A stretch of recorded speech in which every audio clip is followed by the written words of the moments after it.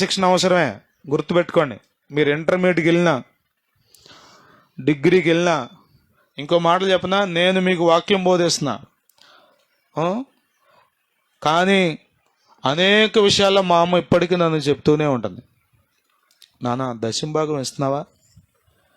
ముందే ఇస్తున్నావా? క్రమంగా ఇస్తున్నావా? ఎలా ఉంది?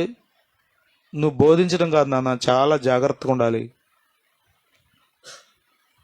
నేను ఈరోజు ఇట్లా నిలబడి చెప్తున్నానంటే నిశ్చయంగా చెప్పగలను, వాళ్ళు అలా పెంచారు నన్ను. గోళీలు ఆడతా కనబడితే ఇక కొబ్బరితాడు పట్టుకొచ్చాడు మా నాన్న. కొట్టడమే.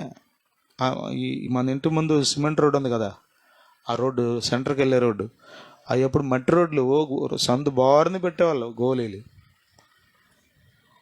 వచ్చేసేవాడు మా నాన్న, కొట్టుడు.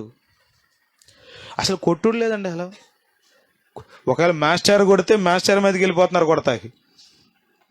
ఆడు కొట్టడో, మాస్టర్ని కొట్టనివాడు.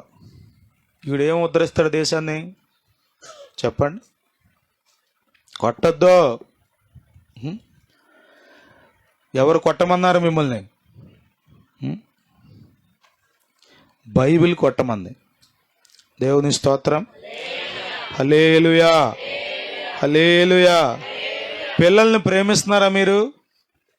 దానికి గుర్తేంటో తెలుసా? మీరు ఖచ్చితంగా పిల్లల్ని శిక్షిస్తారు. బై ద వే మీకు జ్ఞాపకం చేస్తాను, శిక్ష పిల్లోడిని చంపేసేటట్టు ఉండకూడదు. శిక్ష పిల్లోడు ఇంట్లో నుంచి పారిపోయేటట్టు ఉండకూడదు. శిక్ష పిల్లోడు నిన్ను శత్రువుగా భావించేటట్టు ఉండకూడదు. మనం ఎందుకు కొడుతున్నామో, మనం ఎందుకు దండిస్తున్నామో, ఎందుకు ఈ పనిష్మెంట్ అతనికి ఇస్తున్నామో అతనికి ఖచ్చితంగా తెలియాలి. అవర్ మోటో లేకపోతే అవర్ మోటివ్ అనేది పిల్లోడికి తెలియాలి. మీరు హానెస్టీగా కొట్టాలి, ఊరికే బాధేయకూడదు. కొద్దిమంది చెప్పండి, భర్త మీద కోపం పిల్లోడి మీద చూపిస్తారు కదా. తల్లులు ఆయన్ని కొట్టలేక, ఇంకో మాటలు చెప్పండి, అత్తగారిని కొట్టలేక అత్త మీద కోపం డాష్ మీద చూపిస్తున్నారు వెనకడికి వాళ్ళు. అప్పుడు కొద్దిమంది ఏం పిల్లల మీద చూపిస్తారు. అందులో నిజాయితీ లేదు కాబట్టి ఖచ్చితంగా పిల్లోడు పాడైపోతాడు. నువ్వు కొట్టినా పాడైపోతాడు. అదవుతుందా?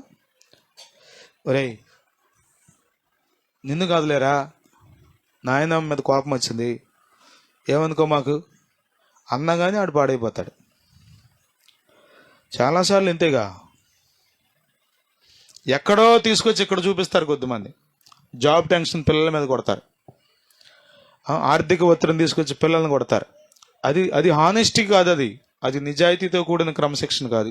క్రమశిక్షణ అంటే అది ఎప్పుడంటే పిల్లోడు రాంగ్ వేలో ఉన్నప్పుడు, ఒక మాట తప్పుగా మాట్లాడా, ఒక విషయంలో అబద్ధం చెప్పాడా, ఏదైనా తీసుకొచ్చి దొంగ. మీరు రోజు చెక్ చేయాలి పిల్లల బ్యాగ్ రోజు చెక్ చేయాలి. వాళ్ళు ఏమంటారు తెలుసా? కలిసిపోయిందంటారు. ఎట్లా కలిసిపోద్ది అది? వీడి బ్యాగ్ లాంటి, వీడి బాక్స్ లాంటి కలిసిపోయిందంట. వేరే వాళ్ళు వస్తూ కలిసిపోద్దా?